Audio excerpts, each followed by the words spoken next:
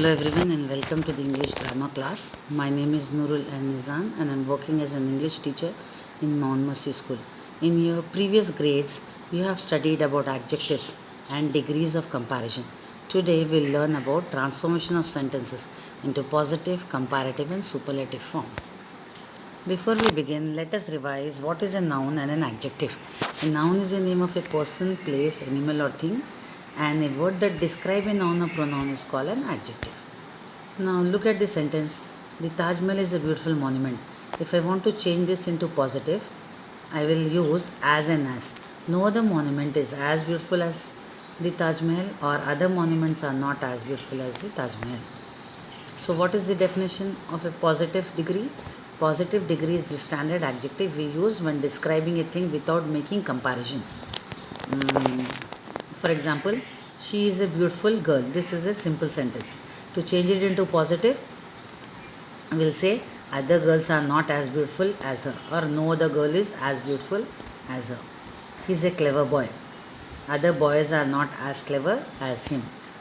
Comparative degree. We use this form when we want to compare two people, places or things. The word than follows the form. John is taller than Mike, or Sita is happier than Geeta. What is the form for comparative degree? Adjective plus er. Superlative degree. We use this form to compare three or more people, places or things. The word the comes before the superlative form.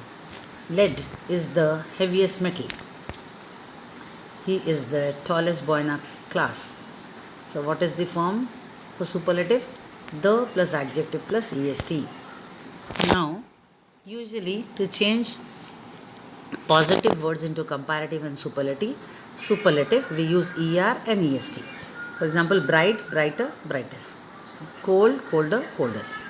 And if the word already has e in it, then we have to add only r for comparative and st for superlative. Fine, finer, finest. Wise, wiser, wisest. White, whiter, whitest.